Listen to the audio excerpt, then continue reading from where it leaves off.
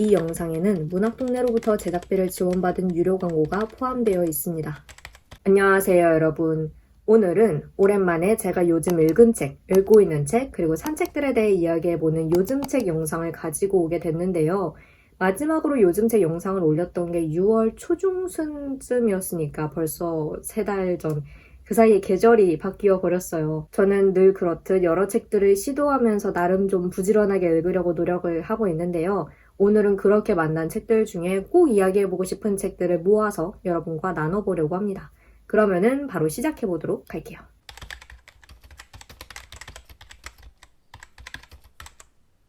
우선은 늘 그랬듯이 요즘 읽은 책들에 대해 이야기를 해보려고 하는데요. 첫 번째로 이야기해볼 책은 제가 그간 한국에 출간되기를 간절히 바랬던 책입니다. 바로 이 책인데요. 게브리엘 제빈 작가의 내일 또 내일 또 내일, 출판사는 문학동네이고요. 외국 북튜버들이 한결같이 기대작으로 꼽거나 극찬을 했던 책이라서 저도 제목이 언급될 때마다 너무 궁금했었거든요. 마침 우리나라에도 번역 출간이 돼서 출판사로부터 메일을 받자마자 제가 진짜 꼭 읽어보고 싶다라고 가던 길도 멈추고 그 자리에서 답신을 보냈던 그런 책입니다. 우선 이 책의 줄거리를 간략하게 설명하자면 소설은 90년대를 배경으로 각각 하버드와 MIT에 다니는 대학생 샘과 세이디가 어느 날 지하철역에서 우연히 만나는 장면으로 시작을 해요. 사실 샘과 세이디는 어린 시절 병원에서 만나 친해진 적이 있었는데요. 교통사고로 발을 다쳐서 병원에 입원해 있던 샘, 그리고 암투병 중인 언니 때문에 병원에 자주 오가던 세이디는 휴게실에서 게임을 하면서 친해졌습니다. 그러다 어떤 사건을 계기로 관계를 거의 끊다시피 하게 되고 오랜 시간이 지나 대학생이 되어서 다시 만나게 된 거죠. 세이디는 자신이 만든 게임을 한번 플레이해보라면서 옛 게임 파트너였던 샘에게 디스켓을 건네고 그 게임에서 세이디의 기발한 능력을 발견한 샘은 세이디에게 함께 본격적으로 우리 게임을 만들어보자 라고 제안을 합니다. 그리고 샘의 룸메이트인 마크스까지 합류해서 이들은 이치고라는 이름의 게임을 만들고 더 나아가 게임 회사를 설립해 운영하고 성공과 실패를 거듭 경험하면서 정말 상상하지 못했던 미래를 맞이하는데요. 소설은 이들의 현재는 물론 어린 시절도 함께 보여주면서 촘촘하게 이야기를 전개하고 있습니다. 너무나 재미있게 읽은 소설이라 어디서부터 이야기를 시작해야 할지 정말 고민이 많았는데요. 이 소설은 게임에 대한 이야기이지만 동시에 삶과 죽음, 청춘, 우정과 사랑에 대한 이야기이기도 하고요. 여성에 대해, 장애와 신체적 고통에 대해, 인종에 대해 이야기하는 소설이기도 합니다. 이 모든 요소가 등장인물들을 더욱 개성적으로 동시에 실제로 살아있는 사람처럼 느껴지게 만들어요. 세이디는 90년대 당시 여성의 비율이 너무나 낮았던 이공계와 게임 업계에서 살아남기 위해 그리고 자신의 공이 평가절하되는 것을 막기 위해 정말 자신을 끝까지 밀어붙이고요. 조부모가 한국에서 온 이민자이고 그 자체로도 혼혈인 샘은 가족을 잃은 경험, 그리고 장애와 끊임없이 찾아오는 신체적인 고통을 감내하면서 사는 인물입니다. 그리고 일본인 아버지와 한국계 미국인 어머니 사이에서 태어난 마크스는 능력이 있음에도 아시아계라는 이유로 은근한 배제의 경험을 해왔고요. 독자는 자연스레 이들에게 마음을 주게 되고 정말 진심을 다해서 이들의 성공을 바라게 되는데요. 하지만 예측할 수 있다시피 삶은 그렇게 녹록하지 않죠. 표지에 그려진 이 파도처럼 정말 수많은 일들이 이들을 덮치고 그거는 마치 잠깐의 방심에도 금세 구덩이에 빠지고 몬스터에게 공격을 당하고 에너지가 소모되는 게임과 같습니다. 그럼에도 이들의 게임은 그렇게 쉽게 오버되지 않아요. 내일 또 내일 또 내일이라는 이 제목이 조금 특이하게 느껴지죠. 이 제목은 셰익스피어의 희곡 맥베스의 5막 5장에 나오는 독백에서 따왔다고 하는데요. 비록 맥베스에서는 좀 암울한 뉘앙스를 담고 있지만 이 소설에서 내일 또 내일 또 내일이라는 말은 조금 더 직관적으로 끝없이 찾아오는 무한한 내일과 가능성의 의미를 지닙니다. 삶은 누구나 딱 한 번밖에 플레이할 수 없는 어려운 게임이지만 그럼에도 우리에게는 내일이 있기 때문에 다시 한번 도전할 수 있다는 것. 이렇게 소설은 예측 불가능하고 스펙터클한 게임으로서의 삶의 모습을 그리고 있어요. 실제로 샘과 세이디의 이야기뿐만 아니라 인터뷰, 2인칭 시점에서 서술된 이야기, 롤플레잉 게임 속 캐릭터들의 이야기 등 다양한 관점과 요소가 등장하기도 하고요. 그간 외국 북튜브를 보면서 오랫동안 기다리기도 했고 너무나 궁금해하기도 했고 그래서 한편으로는 내가 지금 너무 많은 기대를 걸고 있는 게 아닌가? 나는 사실 게임을 그렇게 많이 한 편도 아니었는데 하는 그런 작은 우려 속에 이 책을 읽기 시작했는데요.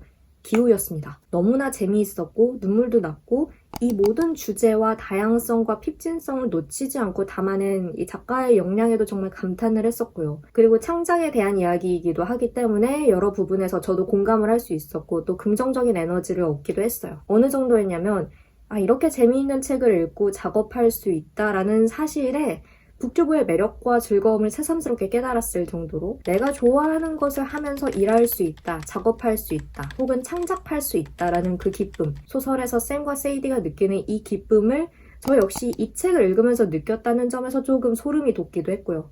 그래서 여러분께 꼭 추천을 하고 싶은 그런 책입니다. 시간 가는 줄 모르고 읽을 수 있는 책을 찾으시는 분들께도 좋은 선택지가 될 것 같고요. 이 띠지에 적혀있는 것처럼 이 책을 한번 플레이해보시기를 강력하게 권하고 싶습니다. 그리고 또 읽은 책은 분위기를 한번 확 바꾸게 될 그런 책인 것 같은데 오랫동안 읽어야지 했던 책 중 하나입니다. 바로 이 책, 아니 에르노 작가와 미셸 포르트 감독의 진정한 장소입니다. 출판사는 1984 북스이고요. 이 책은 인터뷰집입니다. 다큐멘터리 감독인 미셸 포르트 감독이 진행을 맡았고 아니 에르노 작가가 자신의 글쓰기와 작품에 대해 그 작품들이 탄생하기까지 거쳤던 생각들에 대해 그 생각들을 촉발시켰던 자신의 삶에 대해 이야기하고 있는 거죠. 얇은 책이기는 하지만 한 작가의 작품 세계를 짐작하기에 결코 적은 분량은 아니라고 생각하는데요. 저는 그간 아니 에르노 작가의 작품을 2편 읽었는데요. 사건과 부끄러움이었어요. 사건의 경우에는 임신 중절에 대한 글인데 이제 소재적인 측면에서 읽기 괴로웠던 것도 있지만 그 문장에서 느껴지는 건조한 듯 하면서 날카로우면서 절제된 듯한 느낌이 저에게는 약간 새로운 충격으로 다가왔던 것 같아요. 어떻게 이런 소재, 그것도 자신에게 실제로 있었던 일이라는데 이런 경험을 이런 톤으로 서술할 수 있는 걸까 하는 놀라움이었달까? 그리고 부끄러움이라는 작품은 장르적인 면에서 좀 혼란스러웠는데요.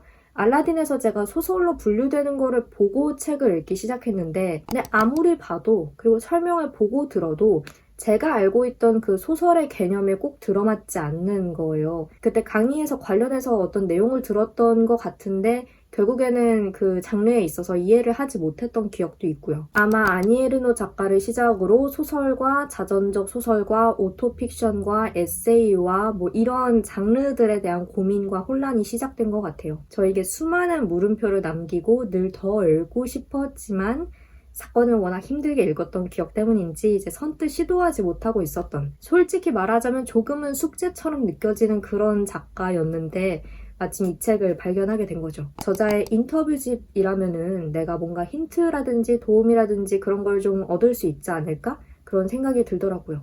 그리고 실제로 작가의 작품 세계에 발을 디디는데 큰 도움이 되었던 그런 책입니다. 많이들 아시겠지만 아니 에르노 작가에게 계급과 분리와 격차라는 단어들은 중요한 키워드였습니다. 작가의 부모님은 작은 마을에서 카페 겸 식료품점을 운영하고 있었는데요.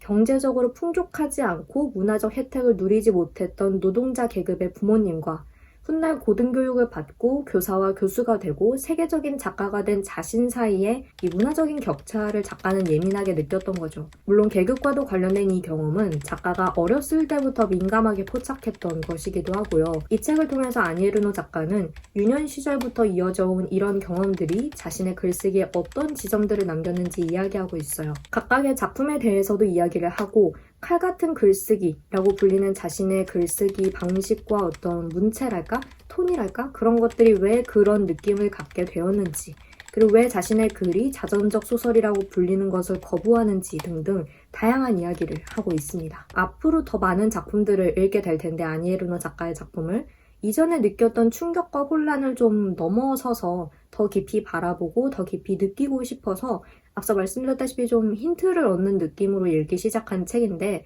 읽다 보니까 아니 에르노 작가의 작품을 상당수 읽고 나서 다시 읽어도 좋겠다는 생각이 들더라고요. 보시다시피 각 작품을 읽을 때 참고할 수 있는 부분들 그리고 그 자체로 인상적이었던 구절들에 이렇게 포스트잇을 많이 붙여뒀는데요. 이 책을 읽고 난 뒤 읽는 아니 에르노 작가의 작품은 또 어떤 느낌일지 기대가 많이 됩니다. 아니 에르노 작가를 좋아하시는 분들이라면 이 책을 당연히 알고 계시겠지만 혹시 저처럼 읽어보고 싶은데 아직 잘 모르겠다 싶으신 분들 혹은 글쓰기에 관심 많으신 분들은 이 책을 참고해보시면 좋을 것 같아요. 굉장히 멋진 사유와 문장들이 많이 담긴 책이라서 포스트잇들이 증명을 해주고 있습니다.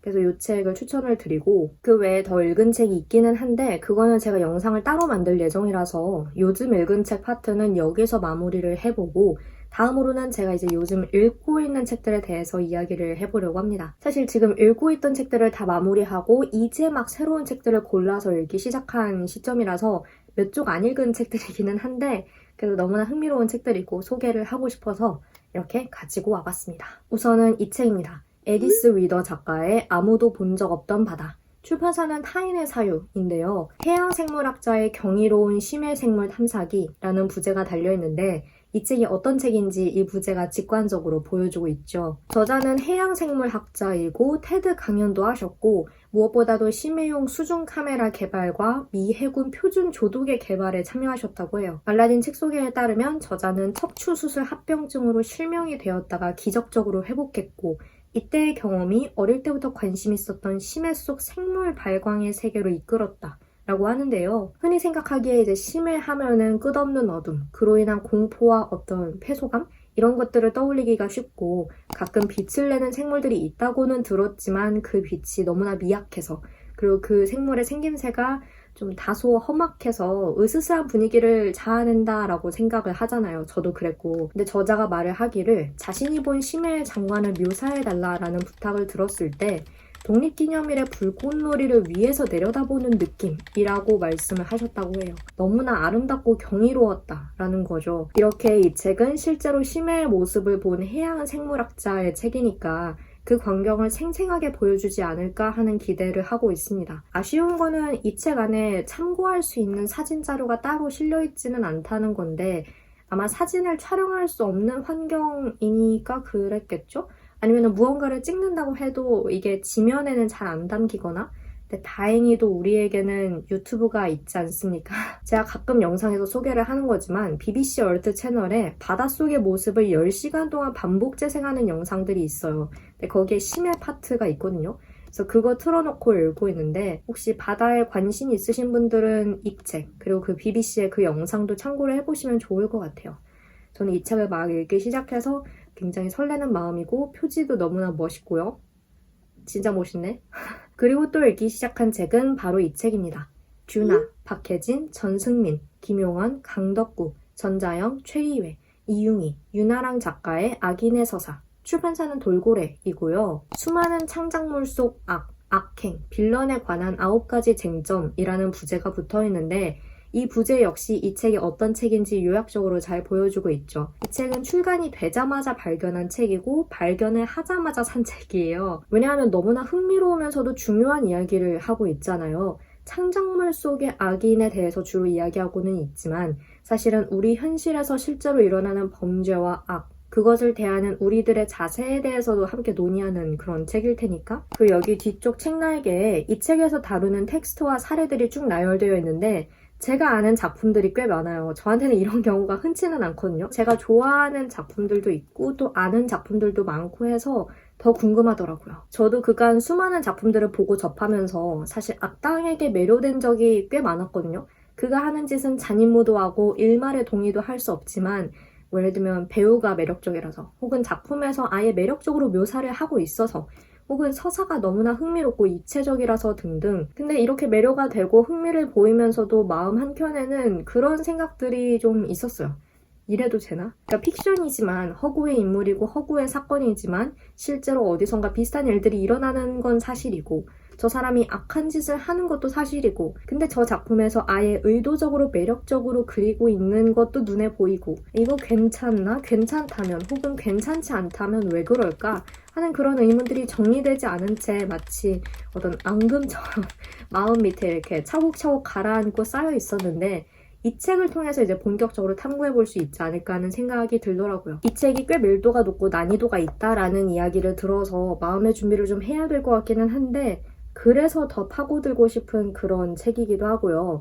저처럼 이런 주제에 관심 있으신 분들 많으실 것 같아서 영상에서 꼭 소개를 하고 싶었습니다. 제가 이 책 주문을 하고 택배를 여는 모습을 영상에서 한번 담은 것 같기는 한데 그때 이 책이 어떤 책인지, 왜 샀는지 이런 거는 하나도 소개를 하지 않고 그냥 넘어갔잖아요. 그래서 이렇게 제대로 이야기를 해봅니다. 마지막으로는 요즘 산책들에 대해 이야기를 해볼게요. 놀랍게도 요즘은 책 구매를 좀 자제하고 있습니다. 못 사는 것도 자제한다라고 표현을 해도 되는 건가요? 네, 그래서 이 시기를 최대한 활용을 해서 이미 있는 책들부터 읽자 하고 있고, 그래서 지금 보여드릴 책들은 사실 산지 몇 주 됐어요. 한 3주에서 한 달 반 정도? 그래도 영상에서 제대로 이야기할 기회가 없었고, 근데 너무나 기대하고 있는 책들이라서 꼭 보여드리고 싶어서 이렇게 가지고 와봤습니다. 우선은 이 책을 샀는데요. 데어라 혼 작가의 사람들은 죽은 유대인을 사랑한다 입니다. 출판사는 엘리이고요. 제목이 좀 충격적이죠. 저도 이 책이 출간됐을 때 제목을 보자마자 이렇게 머리를 한 대 얻어맞은 것 같은 기분이 들었는데, 알라딘 책 소개를 보면 우리가 지금껏 알지 못했던 유대인들에 관한 이야기로 죽은 유대인들을 즐겨 소비하는 세상의 뒤틀린 애착을 탐구한다고 합니다. 죽은 약자들은 영웅으로 숭배하고 소비하고 이용하면서 살아있는 이웃의 고통에는 관심이 없는 태도에 경종을 울린다 라는 띠지의 문구도 의미심장한데요. 사실 멀리 갈 것도 없이 우리가 텔레비전에서 종종 보는 유대인들에 관한 이야기만 봐도 알 수 있는데요. 제2차 세계대전 당시 벌어졌던 학살에 대해서 우리가 자주 설명을 듣잖아요. 그러니까 몇십 년 전에 과거에 유럽에서 이러이러한 일이 있었고 수많은 사람들이 희생을 당했다. 우리는 그들을 추모해야 한다. 너무나 꼭 필요한 이야기이지만 사실 대부분의 이야기가 과거의 참혹한 학살, 참상을 반복적으로 설명하고 같은 일이 되풀이되어서는 안 된다라는 말로 마무리되고 있거든요. 늘 비슷비슷한 이야기들이었던 것 같아요. 하지만 우리가 여기서 이야기를 마무리해도 되는 걸까? 이제는 더 나아가서 더 많은 이야기들을 해야 되지 않나? 당연히 같은 일이 되풀이되어서는 안 되지만 지금도 어딘가에서는 보이지 않는 차별과 폭력이 계속되고 있지는 않은가? 그것은 어떤 은밀한 형태로 공공연하게 여전히 벌어지고 있는가? 우리는 과거의 아픈 역사를 다루고 소비할 때 어떤 태도를 지녀야 하는가? 이런 의문과 필요성들이 이 책의 제목을 보고 나서 이제 들었어요. 저도 교과서에서 대중매체에서 묘사하는 단편적인 이미지와 반복되는 설명들에 너무 익숙해져 있었고 관성적으로 정말 끔찍하구나. 저런 일이 다시는 있으면 안 되겠다. 이렇게만 생각하고 넘어갔던 게 있는 거죠. 그래서 정말 부끄럽고 뜨끔한 마음으로 이 책을 샀습니다. 정말 책이 아니었다면 저는 얼마나 좁은 세계에서만 맴돌았을지 상상만 해도 아득해질 때가 종종 있어요. 이런 책들이 아주 긍정적인 방식으로 충격을 주는 그런 책들이지 않나 라는 생각을 합니다. 이 책을 꼭 영상에서 소개를 하고 싶었어요. 그리고 또 산 책이자 오늘 영상에서 마지막으로 소개할 책은 바로 이 책입니다. 줄리 세디비 작가의 이중 언어의 기쁨과 슬픔, 출판사는 지와 사랑이고요. 이 책은 지난 리딩 모먼트 영상에서 이제 서점에 가서 샀다라고 잠깐 보여드리기는 했는데 정말 표지만 몇 초 보여드리고 제대로 이야기를 못해서 근데 너무나 기대를 했던 책이라서 이렇게 가지고 왔습니다. 한 언어 심리학자의 자아 상실과 회복에 관한 이야기 라는 부제가 붙어 있는데요. 언어 심리학자인 저자는 체코에서 태어나서 2살까지 거기서 머물다가 오스트리아와 이탈리아를 거쳐 캐나다에 정착하게 되셨다고 합니다. 그런데 이 책의 뒤에 모국어를 잃어버렸던 언어 심리학자라는 표현이 있는 걸 보면 아마도 모국인 체코에서는 워낙 어렸을 때만 살았기 때문에 그 후로 다양한 나라와 언어를 거쳐서 현재는 아마도 영어를 가장 많이 쓰고 계실 것이기 때문에 여기서 말하는 것은 아마 모국어인 체코어를 잊으셨다라는 뜻인 것 같아요. 그리고 알라딘 책 소개를 보면 이 책은 그리하여 모국어 상실의 메커니즘과 언어 간의 권력 관계를 탐구하는 동시에 수없이 쓰러져간 소수민족들의 약한 언어 위로 수북기 쌓인 먼지를 털어내는 애도일기 라고 합니다. 그래서 샀어요. 이 책에서 다루는 주제 자체가 너무나 흥미로워서. 그리고 언뜻 딱딱하게 느껴질 수 있는 언어 심리의 기제를 에세이스트의 목소리로 일상의 언어를 사용해 풀어낸다는 장점이 있다 라고도 적혀 있었거든요. 사실 출간 직후에 제가 이 책을 발견을 하기는 했는데 아무래도 언어학에 관한 책이기 때문에 좀 어렵지 않을까 싶어서 구매하기를 미루고 있었어요. 그러다가 일상의 언어를 사용해 풀어낸다라는 이 후반부 설명을 제가 얼마 전에 제대로 읽게 된 거예요. 그래서 이 책을 사게 됐죠. 그리고 한 가지 또 이야기하고 싶은 게 사실 뭐뭐의 기쁨과 슬픔이라는 제목은 이제 여기저기서 너무 자주 보여서 하나의 관용구처럼 느껴질 정도인데 이 제목의 타이포그래피는 너무 절묘하고 센스 있더라고요. 자세히 보시면 한글 중간중간에 알파벳이 금박으로 들어가 있어요. 저 처음에는 이거 너무 자연스러워서 몰랐거든요. 근데 그러다가 표지를 몇 번 계속 보다 보니까 아, 이게 알파벳이네? 하는 걸 알게 된 거예요. 나는 그래서 뭐 이야기를 잠깐 덧붙이고 싶었습니다. 이 타이포그래피가 뭐랄까 굉장히 절제되어 있으면서 센스 있다. 그래서 너무 기대하고 있는 책이고요. 몇 달 동안 뜸을 들이다가 드디어 사게 돼서 너무나 기쁩니다. 이렇게 6권이 제가 요즘 읽었거나 읽기 시작했거나 산 책들이고요. 아까 말씀드렸다시피 또 읽은 책이 있기는 한데 그거는 영상을 따로 만들 예정이라서 또 기다려주시면 감사하겠습니다. 오늘은 이렇게 마무리를 해보려고 하고요. 다들 너무 좋게 읽었거나 또 기대를 정말 많이 하고 있는 책들이라서 드디어 이야기를 할 수 있게 되어 너무나 뿌듯합니다. 속도 시원하고요.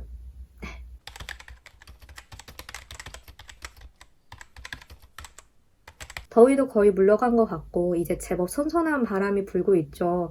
여름에 더위 때문에 많이 늘어져 있기도 하고 민기적 되기도 하고 코로나도 걸리고 아무튼 그랬는데 이번 가을에는 더욱 열의를 가지고 좀 전투적으로 읽을 수 있으면 좋겠습니다. 사놓고 안 읽은 책들도 지금 좀 착실하게 줄여가려고 하고 있거든요. 나름. 그래서 진전이 조금 보여요. 조금. 그래서 올 하반기도 벌써 하반기 시작한 지 2달이 지났지만 달려보겠습니다. 그럼 저는 여기서 이만 영상 마치도록 할게요. 오늘도 영상 봐주셔서 정말 감사하고 우리는 다음 영상에서 다시 만나요. 빠이! 이 영상에는 문학동네로부터 제작비를 지원받은 유료 광고가 포함되어 있습니다.